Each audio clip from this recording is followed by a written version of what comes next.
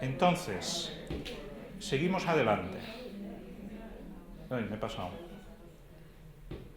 Aquí, este esquema nos sirve para sintetizar lo que hemos dicho antes, ¿no? Por tanto, nuestra oración se dirige a Dios, del cristiano a Dios, pero siempre con la mediación de Jesucristo.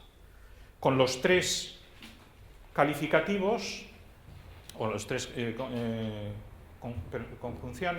preposiciones, a través de las cuales nos expresamos expresamente en la Santa Misa, ¿no? Por Cristo, con Cristo y en Cristo, ¿no?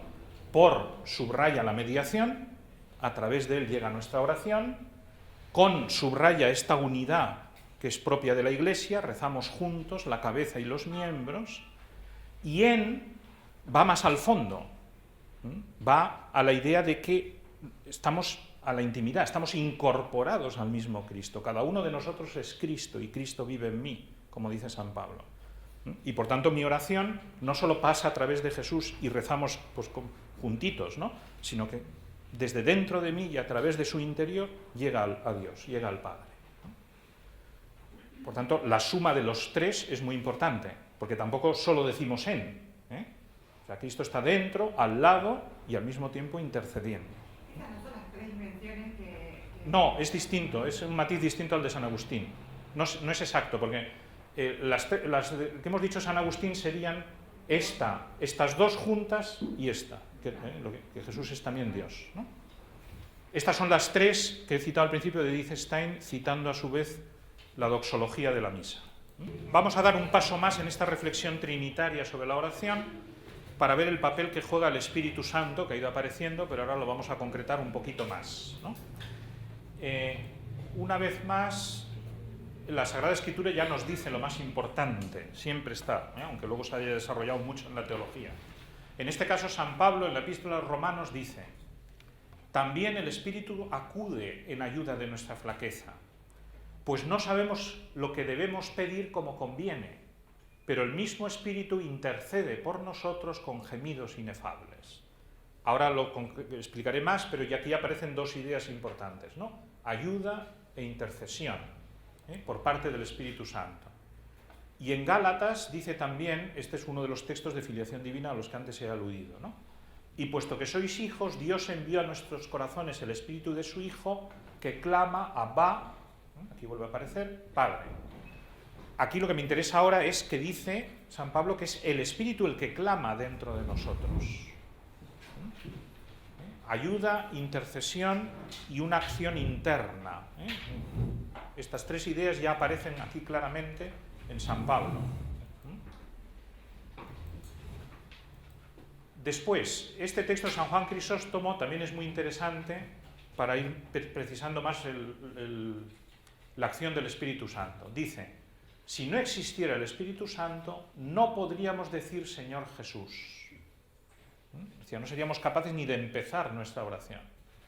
Pues nadie puede invocar a Jesús como Señor si no es en el Espíritu Santo.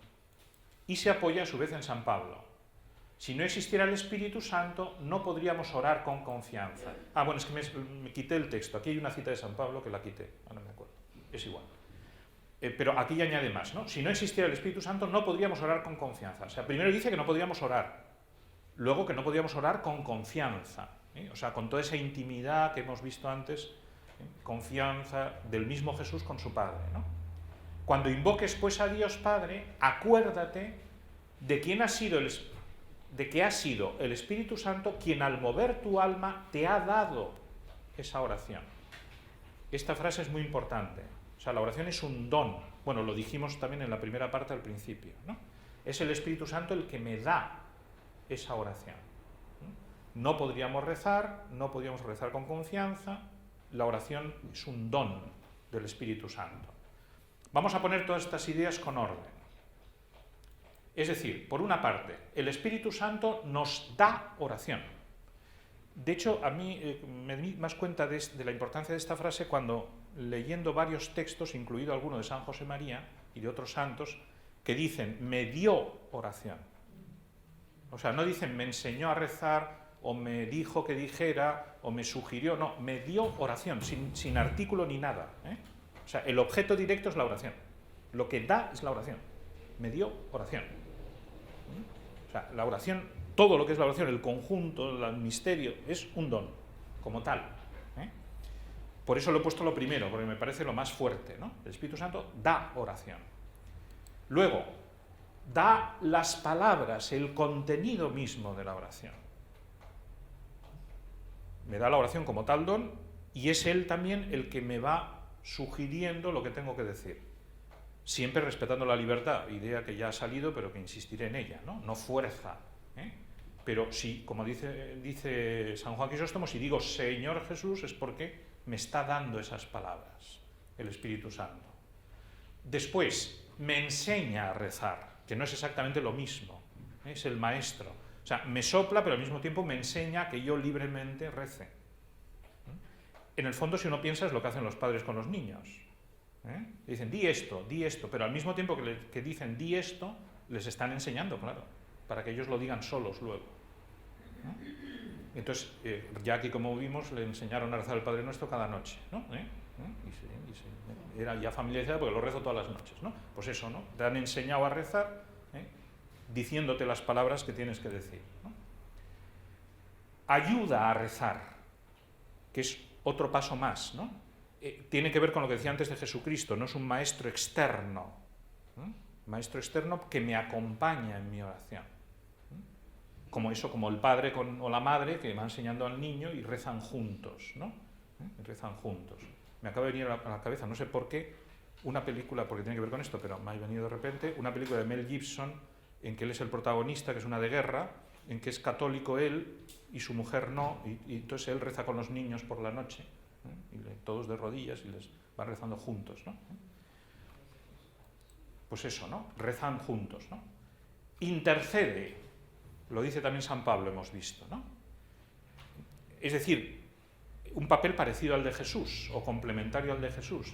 De hecho, Jesús, cuando habla del Espíritu Santo, varias veces usa la expresión otro, ¿no? Dice, os enviaré otro consolador, porque Él también es consolador.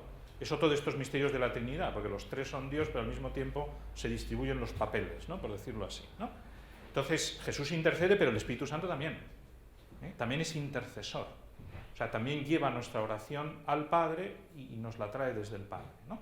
La diferencia está en que la intercesión de Jesucristo, por decirlo así, es externa, porque es hombre y por tanto intercede también con su cuerpo y con su alma humana. La del Espíritu Santo es interna, ¿no? Desde dentro de nuestra alma, es espiritual, hacia Dios. Y a la inversa. Y finalmente, todo esto a lo que nos lleva es a que hace trinitaria la oración. ¿Qué quiero decir esto? Que es una acción interna, precisamente, ¿no? ¿Cómo realiza todo esto el Espíritu Santo? Más en el fondo porque nos transforma en Cristo. Y al transformarnos en Cristo nos lleva al Padre. O sea, eso que Jesús dice, o lo que hemos visto de Jesús, de que nuestra oración es en Cristo, o con las palabras de San Pablo, no soy yo el que vivo, Cristo vive en mí. ¿Quién hace eso? El Espíritu Santo, la acción del Espíritu Santo. Cuando se estudia la filiación divina, por ejemplo, que es uno de los textos que acabo de citar de San Pablo, se suele decir que somos hijos del Padre en el Hijo por el Espíritu Santo. Es el Espíritu Santo el que realiza esa acción que nos identifica con Cristo y por tanto ahí está la fuente de que luego podamos rezar con Jesús hacia el Padre. O sea, una transformación interior, que es la propia de la gracia, como pasa en Pentecostés, ¿no? En Pentecostés hay una transformación de los apóstoles, que pasan a hacer cosas que antes no hacían. Antes ya rezaban, etcétera, pero les faltaba esa unión interior, esa transformación interior para ser capaces de hacerlo bien. Bien. Dice la Orationis Formas, este documento de la Congregación para la Doctrina de la Fe que cité al principio, sobre esto, que lo explica de otra forma, pero la misma idea. Si la oración del cristiano debe inserirse en el movimiento trinitario de Dios, como ya hemos visto, tiene que ser trinitaria, también su contenido esencial deberá necesariamente estar determinado por la doble dirección de ese movimiento. En el Espíritu Santo, el Hijo viene al mundo para reconciliarlo con el Padre, a través de sus obras y de sus sufrimientos. Esa es la dirección de Dios hacia nosotros. Por otro lado, en el mismo movimiento y en el mismo espíritu, el Hijo encarnado vuelve al Padre, cumpliendo su voluntad mediante la pasión y la resurrección. Entonces ahí tenemos el diálogo de la oración. O sea, Dios viene a nosotros por la acción del Espíritu Santo a través de Jesucristo, porque la encarnación es obra del Espíritu Santo, y esa es la obra que hace Dios en nosotros, y luego Jesús, lo mismo, movido por el mismo Espíritu, se ofrece a Dios, ¿no?, volviendo y asumiendo, como hemos visto, todo lo nuestro y llevándoselo hacia Dios, ¿no? Entonces ese doble camino es trinitario, porque así lo ha establecido Dios, ¿no? La salvación es trinitaria. Envía a Jesucristo y al Espíritu Santo para que en Jesucristo y el Espíritu Santo nosotros volvamos al Padre. De hecho, esta es la estructura de la Suma Teológica, que el otro día les di clase a los curas precisamente sobre el siglo, en la Colache, sobre el siglo XIII, los teólogos del siglo XIII, y Santo Tomás es justamente, la concepción única de la teología es esa, la Suma Teológica es exitus reditus, ¿no? Sale de Dios, vuelve a Dios. El esquema teológico de Santo Tomás, aquí aplicado a la oración. Por supuesto, todo esto es Cardenal Ratzinger, ¿eh? Detrás de esto está el Cardenal Ratzinger, que conoce a Santo Tomás, claro. Y a San Buenaventura, y a San Agustín. Hizo una tesis sobre San Agustín y otra sobre San Buenaventura, justamente. Un esquema que puede resumir esto igual que hemos hecho antes, ¿no? Por el Espíritu Santo en el Hijo encarnado, ¿no? La relación entre el cristiano y el Padre es en el Hijo por el Espíritu. Aquí vamos jugando con las preposiciones, que se usan en distintos contextos con sentido un poco distinto, ¿no? Antes hemos dicho por, en y con aplicado a Jesús. Pero cuando distinguimos las personas, es más apropiado decir en el Hijo y por el Espíritu. Porque es la identificación con Cristo, como hemos dicho, la que nos lleva al Padre. Pero esto es posible por la acción del Espíritu Santo. Si no, no sería posible. Pero he puesto también estas flechas para recordar que también es intercesor. O sea, si quitara esto de aquí, no recogería la idea que hemos visto en San Pablo, ¿no? Solo recogeríamos la idea de que él realiza la obra a través de Jesucristo. No, pero también hay una relación con el propio Espíritu que nos lleva al Padre. O sea, las dos cosas son verdad, en un sentido un poco distinto. Aquí siempre está el misterio de la Trinidad, claro, ¿eh? Esto es un intento de explicación, pero hay un misterio. ¿Por qué uno sí y el otro no? Bueno, ahí está el misterio, ¿no? Son tres personas distintas, pero el mismo Dios. Bueno, nos queda el Padre. Desde Jesucristo, o sea, a través de la oración de Jesucristo, actuada por el Espíritu Santo, llegamos al Padre, ¿no? Y así redondeamos el circuito, aunque hemos partido del Padre, como decía hace un momento el documento de la congregación, ¿no? Pero nuestra oración se dirige al Padre, fundamentalmente se dirige al Padre, ¿no? Como manifiesta la liturgia, aunque ya nos ha dicho Edith Stein antes que eso significa a los tres, ¿no? Pero bien, veamos lo que dice el Catecismo. La humildad nos hace reconocer que nadie conoce al Padre sino el Hijo y aquel a quien el Hijo se lo quiera revelar. Cita que hemos recordado antes de Jesús mismo. Por tanto, orar al Padre es entrar en su misterio tal como Él es y tal como el Hijo nos lo ha revelado. Esto ya es una primera conclusión importante, ¿no? Precisamente por todo este proceso en que Dios se revela a través de Jesucristo, nosotros nos incorporamos a Él. Entonces, a través de Jesucristo entramos en el misterio de Dios tal como es. Tal como es. En otro número dice el Catecismo, bueno, es el siguiente, de hecho. Podemos invocar a Dios como Padre, de hecho, este, si no recuerdo mal, es el comentario al Padre Nuestro, precisamente. Podemos invocar a Dios como Padre porque Él nos ha sido revelado por su Hijo hecho hombre y su Espíritu nos lo hace conocer. Lo que acabamos de decir. Nos lo revela Jesús, pero el Espíritu nos lo enseña desde dentro. Lo que el hombre no puede concebir ni los poderes angélicos entrever, es decir, la relación personal del Hijo hacia el Padre, he aquí que el Espíritu del Hijo nos hace participar en esta relación. Aquí damos un paso más. No solo es que conozcamos la relación personal del Hijo con el Padre, sino que participamos de esa relación. Esta es la tesis del Padre, de don Fernando Ocariz. La tesis doctoral, publicada por ahí en un libro que se llama, me parece, Hijos de Dios en Cristo, es la teoría de la participación de Santo Tomás de Aquino aplicada a la filiación divina. Su tesis doctoral en teología del año 71. Es esto, el Espíritu del Hijo nos hace participar en esta relación, en la misma relación del Padre y el Hijo. Lo cita indirectamente en la carta del 14 de febrero, hace una referencia a esta idea muy de pasada, pero si uno lo sabe, ahí está su tesis. No dice, esta es mi tesis, pero está. De hecho, cita al Papa, a Juan Pablo II. Y otro número del Catecismo para redondear esto. Podemos adorar al Padre porque nos ha hecho renacer a su vida al adoptarnos como hijos suyos. Esto es la explicación de lo anterior. ¿Por qué podemos rezar? Porque somos hijos. El Padre nos ha adoptado como hijos en Jesucristo por el Espíritu Santo. El hombre nuevo que ha renacido y vuelto a su Dios por la gracia, dice primero Padre porque ha sido hecho hijo. Esto es una cita de San Cipriano, como se ve aquí. Podemos decir Padre porque somos hijos. O sea, no es una forma de hablar, no es un lenguaje simplemente, trátale como padre, ¿no? Porque, no sé, igual que, por ejemplo, a los sacerdotes, ¿no? Padre, ¿no? O una persona mayor, padre, se puede tratar de padre o de madre, ¿no? Porque es mayor, ¿no? No, es que somos, realmente lo somos, como dice San Juan. Esto está inspirado en la primera epístola. No solo nos llamamos, sino que lo somos. Somos hijos de Dios. Entonces, por eso podemos decir lo mismo que dice Jesús.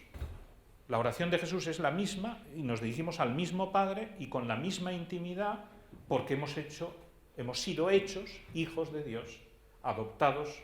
Ya sabemos que se usa adopción para distinguir de la filiación de Jesús, pero no porque sea mediamente legal, es real. La clave está aquí. Jesús tiene la plenitud y nosotros una participación. Por eso se habla de adopción.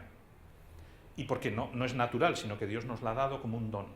Adopción significa esas dos cosas, que es un don y que no es la filiación natural del Hijo. Pero es verdadera, es real filiación, y por eso hay verdadera relación con Dios. O sea, aquí se aplica todo lo que es la filiación divina a la oración. Podemos llamarle Padre porque realmente somos hijos. Por tanto, sacando algunas conclusiones de estos textos de la Escritura y del Catecismo, por el poder del Espíritu, la oración es trato con Dios Padre como el de Jesús. El mismo trato de Jesús, filial, personal, íntimo, todas las cosas que hemos ido viendo al hablar de la oración de Jesús. El poder del Espíritu Santo, que nos transforma, hace que podamos tener esa misma relación. El trato es el mismo. Es muy interesante, esto ayuda todavía a comprenderlo mejor, compararlo con la oración veterotestamentaria. En el Antiguo Testamento hay una riqueza enorme de oración. Aquí lo he usado poco porque no tenemos tiempo a todo. En mis clases más largas suelo citar más textos del Antiguo Testamento, ¿no? Porque hay auténticas preciosidades. Pero les falta esto.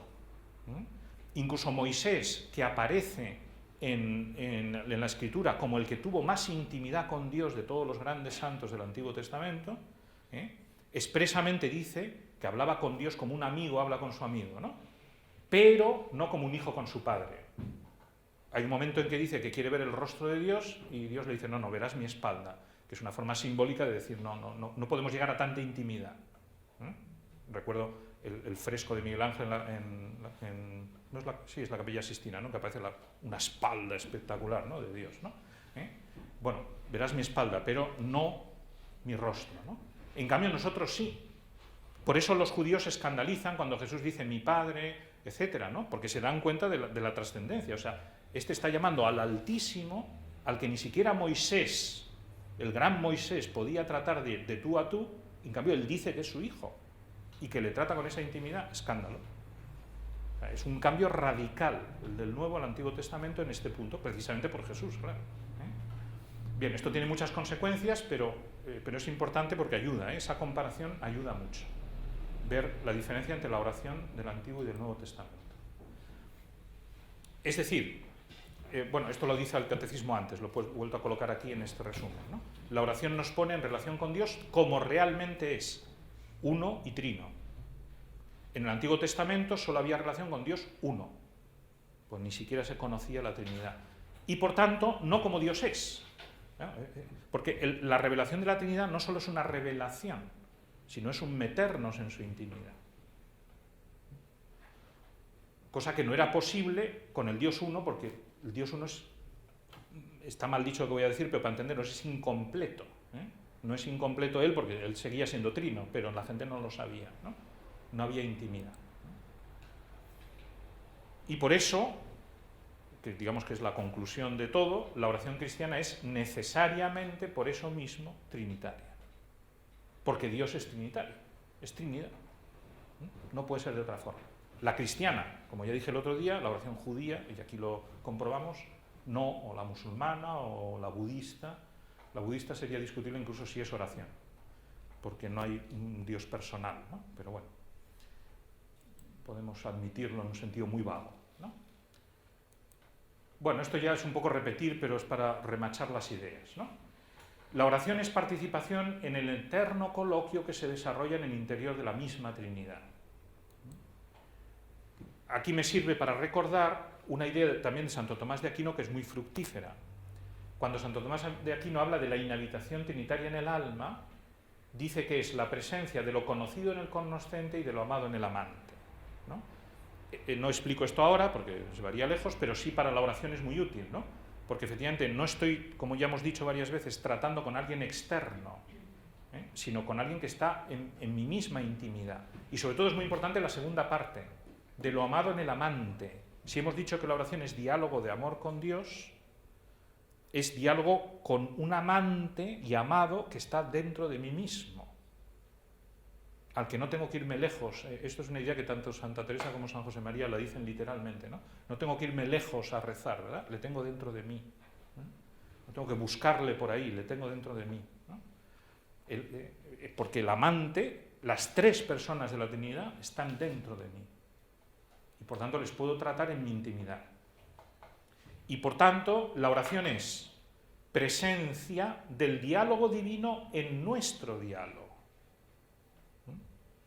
El mismo diálogo divino de las tres personas, de hecho la relación trinitaria se puede ver como una oración. Las tres personas hablan entre ellas, dialogan entre ellas, se tratan entre ellas, es un diálogo divino, trinitario. Entonces, por la inhabitación se hace presente dentro de mí, porque se hace presente el conocimiento y el amor, que hemos visto que son los dos elementos esenciales. O dicho de otra forma, pues he puesto estos iguales aquí, ¿no? El diálogo con las personas divinas, como ellas dialogan entre sí.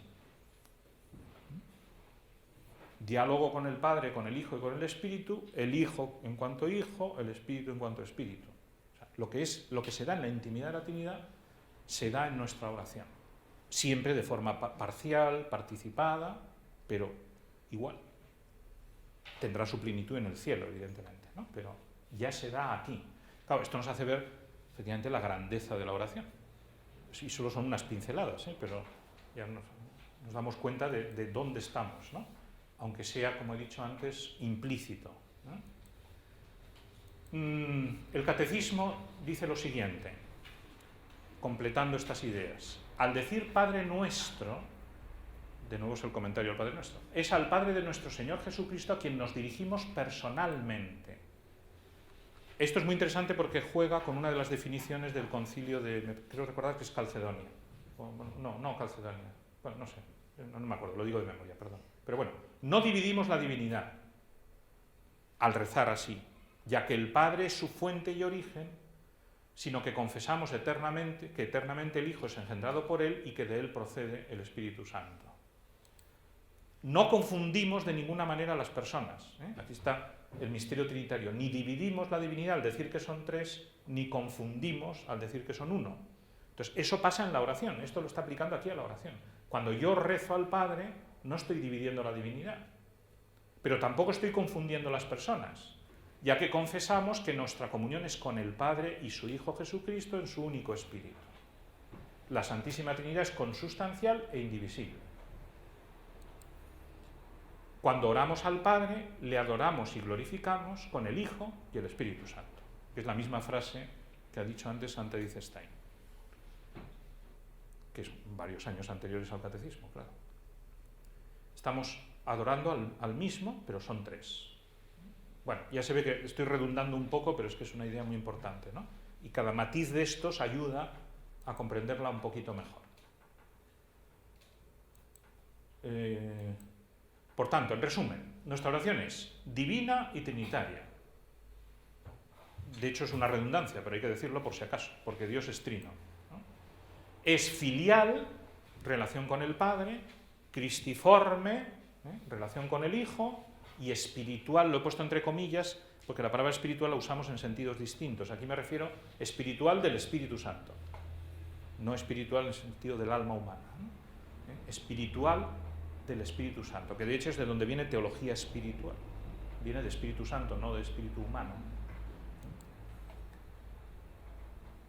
Algunas consecuencias. El misterio de Dios es inagotable, como dijimos al principio. Por tanto, el penetrar de la oración en él también es inagotable. La oración no tiene límite. Ahora citaré un texto de Santa Catalina, que lo he puesto a continuación, que lo expresa esto muy bien. Y otra consecuencia es que la vida de oración crece en la medida precisamente de nuestra incorporación a Cristo y nuestra docilidad al Espíritu Santo. Esto es muy importante ya en la práctica, ¿no? O sea, todo esto parece muy teórico, pero luego, ¿qué significa? ¿Cómo aprendo yo a rezar mejor? Primero, Jesucristo. Es decir, volvemos a lo del principio, evangelio, meditación, uno se va metiendo en la vida de Jesús y va aprendiendo a rezar, y luego los sacramentos, claro, que me van incorporando a Cristo, etc., ¿no? Con eso aprendo a hacer oración. Por eso la Eucaristía es importantísima. Y luego, con la docilidad del Espíritu Santo, que no es que sean dos cosas distintas, pero son dos aspectos distintos, ¿no? ¿Cómo aprendo a hacer oración? Aprendiendo a ser dócil al Espíritu Santo, que es el que me enseña, el que me da oración, el que me guía, etc. ¿no? Y como sabemos, docilidad del Espíritu Santo significa docilidad en la dirección espiritual, docilidad, etc., ¿no? En los que actúan en nombre del Espíritu Santo. Entonces, como todo en la vida espiritual, en el fondo esto es para cualquier virtud, ¿no? Pero en particular en la oración, como hemos visto, queda claro, ¿no? Si la oración es nuestra incorporación a Cristo movida por el Espíritu, cuanto más me meto en Jesucristo, mejor rezo como Él, y cuanto más dócil soy al Espíritu Santo, mejor rezo también, porque es el maestro interior de la oración. El texto de Santa Catalina que he anunciado antes es un trozo es el final del diálogo, que es una oración. Bueno, todo el diálogo es una oración, por eso se llama así. Es una oración a la Trinidad, ¿no? Y dice, entre otras cosas, tú, Trinidad eterna, eres un mar profundo, que cuanto más me sumerjo, más encuentro, y cuanto más encuentro, más te busco. Esto está muy bien expresado. Eso es lo que pasa con la vida interior, es lo que les pasa a los santos, ¿no? Que nunca se conforman, ¿no? Porque saben más, pero cada vez les buscan más y desean más, ¿no? Eres insaciable, pues llenándose el alma en tu abismo no se sacia, porque siempre queda hambre de ti, Trinidad eterna, deseando verte con luz en tu luz. Oh abismo, oh deidad eterna, oh mar profundo, ¿qué más podías darme que darte a ti mismo? Como hemos visto, que Dios mismo, todo esto porque es posible, porque Dios se nos ha dado Él.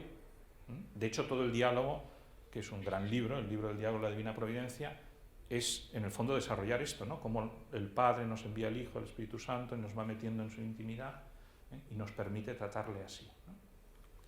Bien, bueno, aviso que los puntos que siguen son menos profundos teológicamente, Siempre el misterio de la Trinidad es el más difícil, Volveremos a algo un poco profundo al final de todo cuando hablemos de la mística, ¿no? Que por eso se llama mística, porque es un misterio.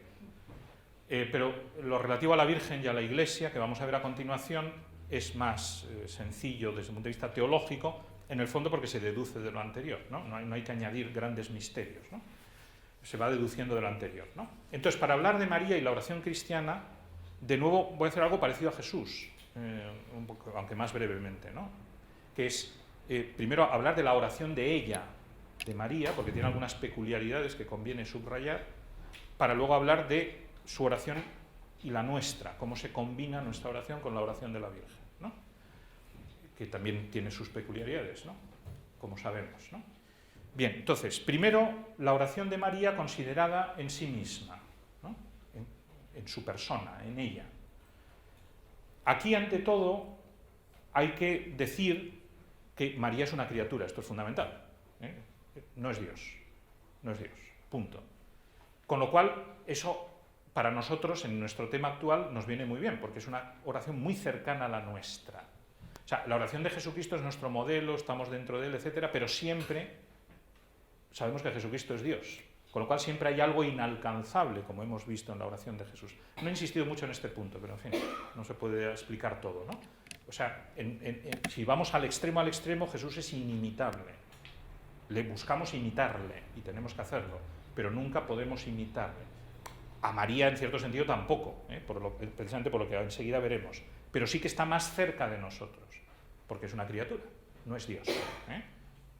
A pesar de que los protestantes nos acusan de que divinizamos a la Virgen, no es así. No es Dios. Eso ya es una idea importante. Pero al mismo tiempo ya empiezan las peculiaridades. O sea, es muy cercana a la nuestra, sí, pero María es santísima.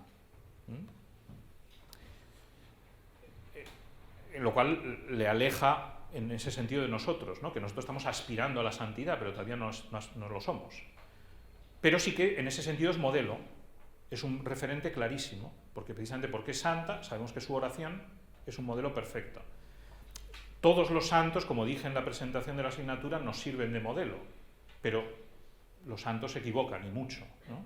Y tienen errores, etcétera, ¿no? Y siempre hay cosas, expresamente de la oración de los santos, uno dice, esto es muy raro, ¿no? Con la Virgen esto no pasa, ¿no? Nunca. O sea, es un modelo perfecto. Y aquí esto sí que es peculiar, bueno, más peculiar todavía, es la oración de la Madre de Dios, que como sabemos es lo esencial en María. El gran misterio mariano es que es la Madre de Dios, el primero de los dogmas marianos y fuente de todos los demás, ¿no? Por tanto, en el tema que estamos nosotros tratando, eso lleva a que su oración es la que más se introduce en el mismo misterio de la oración divina. O sea, todo lo que hemos dicho hasta ahora de la Trinidad y de Jesucristo, en su caso, es más profundo y más misterioso, por tanto. Es decir, es modelo, pero también sigue siendo un misterio. No podemos pretender abarcar ni entender todo lo que significa la oración de la Virgen, porque no nos podemos situar en su lugar de madre. Se parece a nosotros porque también es hija de Dios, porque también tiene la gracia, porque es un ser humano, tiene necesidades, etcétera, ¿no? Pero ninguno de nosotros es madre de Dios, ¿no? Por lo tanto, no podemos entender esa relación única. Ahora abundaré un poquito más en esto. Hemos dicho que es modelo. Esta idea ya apareció en la primera parte, pero la repito. Es este texto del Catecismo que ya cité, ¿no? En la fe de su humilde esclava, el don de Dios encuentra la acogida que esperaba desde el comienzo de los tiempos. La que el Omnipotente ha hecho llena de gracia responde con la ofrenda de todo su ser. He aquí la esclava del Señor, hágase en mí según tu palabra. Fiat. Esta es la oración cristiana. Ser todo de Él, ya que Él es todo nuestro, ¿no? Por eso digo que es el modelo en lo más esencial de la oración, que es esta respuesta completa a la entrega completa de Dios, ¿no? Dios que se nos da y nosotros que respondemos. Eso solo lo ha hecho en plenitud en esta tierra María. Luego en el cielo sí que la santidad permite hacerlo, ¿no? Pero en plenitud en esta vida solo ha hecho María. Pero ese es a lo que aspiramos, ¿no? Ese es el modelo. Llegar a esa perfecta respuesta, porque esa es la esencia de la oración, como estamos viendo, un diálogo, ¿no? Entonces, cuanto más perfecta sea nuestra respuesta, como la de María, más y mejor será nuestra oración. Ahora bien, la oración de María también es inmaculada. Y aquí nos encontramos con otra peculiaridad.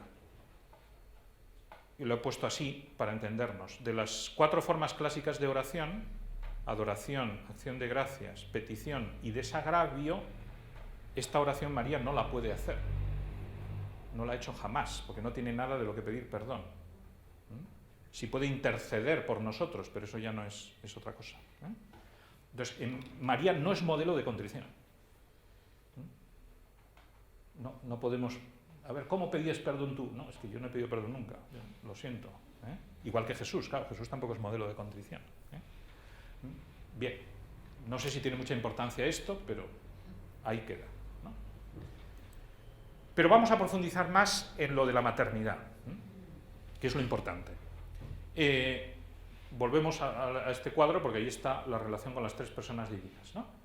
María efectivamente tiene una relación especial con Dios, que se apoya ante todo en la maternidad. Solo ella es la madre de Jesús y por tanto la madre de Dios, ¿no? Este es el dogma definido en el Concilio de Éfeso y que es el fundamento de toda la dignidad mariana, ¿no? Bien, entonces ahí hay una relación con Dios de la que no conocemos nada, ¿no? Que se nos escapa, porque no es la nuestra, aunque a nosotros, como luego diremos, nos ayuda por la intercesión. Pero eso es algo exclusivo de María. Pero eso tiene más consecuencias, porque a la hora de hablar de la relación filial de María, es decir, de su relación con el Padre, por una parte es más excelente que la nuestra, eso está claro, es la hija de Dios con mayúscula. Pero luego, a continuación, hay dos citas que veremos de dos santos que confirman esto. Claro, ella tiene con el Padre otra relación, además de la filial, que esto no lo he visto yo mucho dicho, pero es muy importante, que yo la llamo copaternal. ¿Por qué? Porque hay que tener cuidado, claro, no son esposo y esposa, hay que tener cuidado con esto, ¿no? O sea, copaternal porque los dos son padres de Jesús, pero María es madre porque participa de la paternidad de Jesús. Perdón, del Padre, he dicho una barbaridad. María es madre porque participa de la paternidad del Padre, no porque sea esposa del Padre. Esto es muy importante, ¿eh? El Padre le da su paternidad, porque no olvidemos que el Padre no es ni varón ni mujer, ¿eh? O sea, decimos paternidad porque es el neutro. Esto es muy importante para los feminismos que andan por ahí, ¿eh? No es machismo decir que Dios es Padre, es neutralidad, si se puede hablar así. En todos los idiomas, o en casi todos los idiomas, para el neutro se usa el masculino. Eso sí que puede que sea machismo, eso ya no lo sé si... ya no sé quién inventó los idiomas, ¿no? Pero Dios no es padre ni madre, es otra cosa, que es a la vez padre y madre, ¿eh? María sí que es solo madre, claro, porque es mujer. Pero entonces su maternidad es participación en la paternidad de Dios. Por eso pongo copaternal, ¿no? O sea, porque el Padre y ella tienen una relación con Jesús que solo tienen ellos dos y nadie más. ¿Eh? Nadie más. Y luego con el Espíritu Santo sí que la tradición ha usado el lenguaje esponsal. Pero lo mismo, no porque sean esposo y esposa, sino porque la encarnación del Hijo de Dios es por obra del Espíritu Santo. Entonces, es una relación esponsal que tiene un sentido propio y único, ¿no? Aquí es otro ejemplo de que las palabras se quedan cortas, ¿no? De lo que decía al principio, afirmación, negación y eminencia, ¿no? Aquí hay que negar todo aspecto sexual de estas palabras, en particular, ¿no? Pero es verdad que como fruto de María y del Espíritu Santo nace Jesús. Y por eso también tiene una relación con el Espíritu Santo única. Solo ella tiene esa relación con el Espíritu Santo. Es decir, que hay una relación peculiar con cada persona divina, en cuanto a lo propio de cada persona, aunque todo brota de su maternidad, ¿eh? O sea, estas dos son consecuencia de la maternidad. Pero es el mismo camino que hemos visto para nuestra oración. Nosotros en Cristo, por el Espíritu Santo, nos relacionamos con el Padre, ¿no? Entonces, María le pasa lo mismo también para su relación personal. Por ser la madre de Jesús, es esposa del Espíritu Santo y tiene una relación única con el Padre, que no tenemos los demás, ¿no? Y todo esto es fundamento de la segunda parte que iremos ahora, que es la intercesión. O sea, ¿por qué la intercesión de María en la oración es especialmente poderosa? No solo porque sea muy santa y muy buena, sino porque es la única que es madre de Dios y esposa de Dios, al mismo tiempo, ¿no? Con estos matices que hemos subrayado. Entonces, solo ella tiene esta intimidad, por tanto, solo ella entra en relación con el Padre de una forma que los demás no podemos, y que es mucho más íntima y personal. Y por eso es tan importante para nuestra oración. Pero veamos las dos citas que he dicho antes de algunos santos. San Bernardo de Claraval, en una de estas maravillosas homilías que tiene sobre la Virgen, dice: María, consciente de que es su madre, llama familiarmente hijo suyo a esa misma soberana majestad ante la que se postran los ángeles. Y Dios no se ofenden porque le llamen lo que él quiso ser. Ninguno de nosotros podemos decirle a Dios, hijo mío, con propiedad.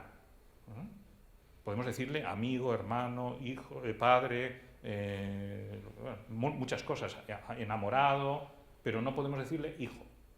María sí. Y Santo Tomás, más brevemente, pero también dice, y esto es lo que a mí me sirvió para el copaternal, es la única que junto a Dios Padre puede decir al Hijo Divino, tú eres mi hijo. De aquí saqué yo lo de co, ¿no? Solo el Padre y María, los dos pueden decir, tú eres mi hijo. Claro, esto es oración. Tú eres mi hijo, es oración. Oración que solo ella puede hacer, ¿no? Como a ti, hijo mío, solo ella puede decirlo. Los demás no. Esta es la peculiaridad. Bueno, vamos a la intercesión, o sea, la mediación materna en nuestra oración. Como he dicho, todas estas peculiaridades sí son peculiaridades, pero para nosotros tienen una gran ventaja, porque hace que en nuestra oración María juegue un papel muy importante, ¿no? Efectivamente, la mediación de María en la oración en particular, en todo, pero aquí nos vamos a centrar en la oración, es única y propia suya, ¿no? Distinta, he puesto ahí para aclarar, no solo de grado a lo de los demás santos. De hecho, también es de grado, porque es santísima. Pero no, o sea, un santo intercede, o un ángel intercede porque están delante de Dios, etc. Pero es que María es la única que es su madre, todo lo que hemos visto. Por tanto, no es un problema de más, sino es otro camino, mucho más íntimo y mucho más importante para la oración. Es otro camino distinto. Un santo puede decirle delante de Dios de nuestra parte, es que esta gente es muy buena, ayúdales y tal, ¿no? O nuestro padre puede decir, bueno, yo fíjate que son mis hijos y tal, pero no puede decirle a Dios, es que tú también eres mi hijo, por tanto, escúchame. No. María sí, no, escúchame porque eres mi hijo, ¿no? Como en las bodas de Caná, ¿no? Eso solo lo puede hacer ella.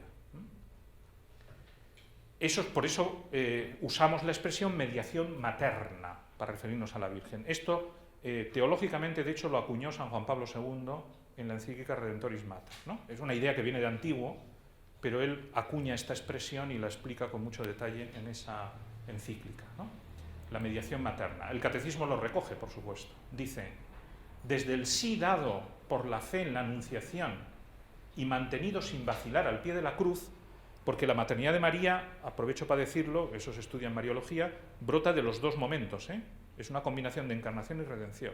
Es madre, por dar a luz a Jesús y nosotros somos Jesús, y es madre por la cruz, y Jesús lo dice, ¿no? Ahí a mi madre, pero no es que sea madre porque Jesús lo diga, sino que lo dice porque lo es.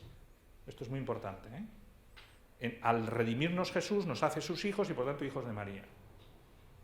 Y entonces dice, esta es tu madre porque lo es. Ahora se está haciendo tu madre. Es como si dijera Jesús, en este momento te está engendrando como hijo. Le dice a Juan y nos lo dice a nosotros, ¿no? Entonces por eso dice el catecismo, aquí lo resume, ¿no? En la Anunciación y mantenido al pie de la cruz. La maternidad de María se extiende desde entonces a todos los hermanos, ¿no? Y a las hermanas de su hijo, que son peregrinos todavía y que están ante los peligros y las miserias. Eso es Lumen Gentium. LG es Lumen Gentium. Jesús, el único mediador, es el camino de nuestra oración. Y esta frase me encanta. María, su madre y nuestra madre, es pura transparencia de Él. ¿No? Es muy gráfica, ¿no? O sea, viene a decir que cualquier otro intercesor puede distorsionar, porque no es perfecto, ¿no? Como un cristal que no es perfecto, te puede distorsionar las imágenes o no darte la luz exacta, ¿no? María es pura transparencia. Recuerdo cuando estaba en el colegio que una vez unas puertas de cristal las cambiaron y pusieron un cristal nuevo limpio y el primer niño que pasó se estampó contra el cristal, ¿no?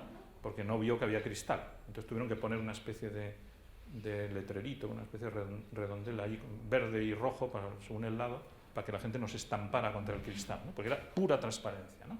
Bueno, pues eso es María, ¿no? Pura transparencia. Es una mediación perfecta. No hay forma de equivocarse en esa mediación, precisamente porque es madre. Los otros somos imperfectos, ¿no? En esa mediación. Dando un paso más, si María es madre, madre de Dios y madre nuestra, podemos hablar de que hay también, como en el caso de Jesús, pero por un motivo distinto, una comunión íntima entre nuestra oración y la suya, que es la comunión entre madre e hijos, ¿no? Es la unión entre la madre y los hijos. En el caso de Jesús era por nuestra transformación que realiza el Espíritu Santo en el mismo Cristo, ¿no? De ahí brota la maternidad de María, o sea que es una consecuencia de lo que hemos visto de Jesús, pero es la unión de la madre y los hijos la que hace que sea la misma oración. Es la madre que intercede con nosotros, ¿eh? No solo a través de ella, sino también con nosotros, porque es nuestra madre, ¿no? Y por supuesto, como toda mediación, como hemos visto también en el caso de Jesús y del Espíritu Santo, la mediación es camino de ida y vuelta. Y esto es muy importante tenerlo en cuenta también para la oración a la Virgen, ¿no? Porque solemos hablar más de oración a través de ella, pero también nos llega a través de ella Dios. O sea, es representante nuestra ante Dios, desde luego. Pero también es la representante de Dios ante nosotros. La tradición ha expresado esto con una frase también clásica que es acueducto de las divinas gracias, ¿no? Toda la gracia de Dios llega a través de ella. Y como hemos dicho que la oración es don, es gracia, eso quiere decir que una de esas gracias que nos llega a través de la Virgen es precisamente la oración. O sea, podemos decir que es acueducto de la oración. Dios a través de ella nos habla, bueno, y se entrega. De hecho, más en el fondo, ¿por qué es eso? Porque María nos ha dado a Jesús, claro. O sea, Dios se ha encarnado en María. Por lo tanto, el camino mediante el cual Dios se ha entregado a nosotros es ella. En prolongación de eso es por lo que ahora también la oración llega de Dios hacia nosotros. Dice el catecismo sobre esto: María es la orante perfecta, figura de la Iglesia, porque la Iglesia también, como tal Iglesia, es orante perfecta, luego los miembros no, pero el conjunto de la Iglesia sí, porque es Cristo, ¿no? Cuando le rezamos, nos adherimos con ella al designio del Padre que envía a su Hijo para salvar a todos los hombres. Como el discípulo amado, acogemos a la Madre de Jesús, hecha Madre de todos los vivientes. Podemos orar con ella y a ella. Fíjense que esto es lo que decía San Agustín respecto a Jesús, trasladado a la Virgen. Rezamos con ella, pero también a ella. No porque sea Dios, esa es la gran diferencia, pero sí porque es la Madre de Dios. Está también en el otro lado, como decíamos de Jesús. Está en nuestro lado y en su lado. La oración de la Iglesia está sostenida por la oración de María. La referencia a la Iglesia también es importante, ¿no? Porque María, por una parte, es miembro de la Iglesia, pero al mismo tiempo es su madre, ¿no? Está también en los dos lados, ¿no? Pero bueno, ahora estamos hablando más de nosotros, ¿no? Podemos orar con ella y a ella, ¿eh? Hay un camino de ida y vuelta en la mediación materna, como el que se da en su Hijo. Esto no avanza ahora. Bien, acabamos esta parte hablando un poquito de las oraciones marianas. El catecismo lo resume de esta forma: a partir de esta cooperación singular de María, la acción del Espíritu Santo, las iglesias han desarrollado la oración a la Santa Madre de Dios. Esto es importante porque una vez uno ha entendido bien la teología que hay detrás, todo esto que he explicado de la Virgen, cuando uno luego analiza las oraciones marianas se da cuenta que responden perfectamente a todo esto. Porque la tradición lo que ha ido es expresando popularmente, pero expresando algo que es muy profundo. Eso siempre ha sido así. Y por eso el catecismo explica que efectivamente en esas oraciones, y ahora lo veremos en el Ave María en concreto, se alternan habitualmente dos movimientos. Uno engrandece al Señor por las maravillas que ha hecho en su humilde esclava. Está parafraseando el Magnificat, ¿no? Y por medio de ella en todos los seres humanos. Es decir, hay un movimiento en toda oración mariana de exaltar a María, pero no por ser ella quien es, porque eso solo se puede hacer con Dios, eso sería adoración, sino exaltar en ella lo que ella misma dice, lo que Dios ha hecho en mí. O sea, dicho de otra forma, el camino de adoración, etcétera, que se dirige a Dios en la oración habitual, también existe respecto a María, pero con ese matiz que ella misma nos ha enseñado. En mí hay que alabar lo que Dios ha hecho. No a mí, sino lo que Dios ha hecho en mí. Entonces, eso está presente siempre en las oraciones a la Virgen. Por eso no son divinización, eso que entienden mal los protestantes, ¿no? Porque no la divinizamos. Lo que estamos es ensalzando precisamente lo que Dios hace, no lo que ella hace. Ese es uno de los movimientos. Y el otro movimiento es la intercesión, ¿no? El segundo confía a la Madre de Jesús las súplicas y alabanzas de los hijos de Dios. Alabamos en ella lo que Dios ha hecho y por eso le pedimos a ella que interceda delante de Dios. Eso pertenece a la forma de la piedad mariana, ¿no? Como digo, el Ave María.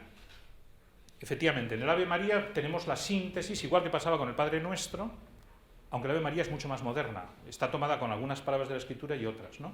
Pero el Padre Nuestro es bíblico, es Jesús, ¿no? Pero es la oración más clásica a la Virgen, aunque no es la más antigua. ¿Saben cuál es la oración más antigua a la Virgen? No, esa es de San Bernardo. El Subtuum Presidium, efectivamente. Subtuum Presidium es la oración más antigua que se conoce, por lo menos que ha pasado a nosotros por escrito. Es más antigua. El Ave María es un poco posterior, pero por lo menos entera, como la conocemos ahora, ¿no? Entonces, el Ave María tiene una primera parte que precisamente es la bíblica, la evangélica, la tomada de las palabras del ángel y de Isabel, que es el primer movimiento que decía el catecismo. Dios te salve María, llena de gracia, el Señor es contigo, bendita tú entre las mujeres, bendito el fruto de tu vientre, Jesús. Ahí estamos alabando a María por lo que ella es, precisamente por ser la madre de Jesús. Y luego la segunda parte es la intercesión. Santa María, Madre de Dios, ruega por nosotros pecadores, ahora y en la hora de nuestra muerte, ¿no? Esa segunda parte es la intercesión. O sea que en el Ave María ese modelo está clarísimo. Luego en otras oraciones es más sutil, ¿no? Como suele pasar en esto. Pero en principio estos dos elementos están ahí presentes en las dos, ¿no?